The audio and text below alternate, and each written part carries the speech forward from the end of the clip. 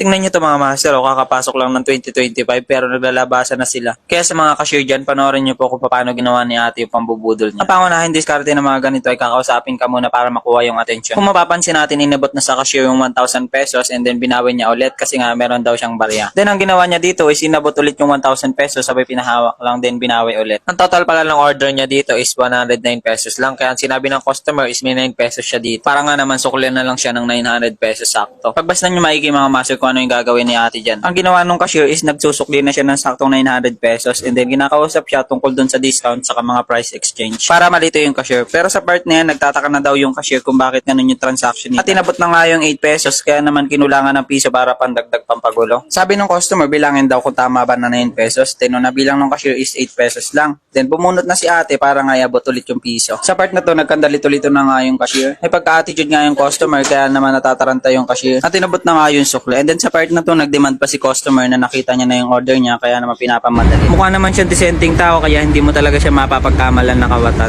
Malalaman mo talagang marami nang nabiktima tong babae na to sa mga kilos niya. Kaya sa mga cashier dyan, kapag napansin yung kakaiba na yung transaction ninyo, pagbigay alam nyo agad sa management. Sabi-sabi, dito lang daw rumorotate yan sa Pasig Cainta. For awareness na rin po, more on fast food po yung tinitira ng mga kawatan dito sa amin.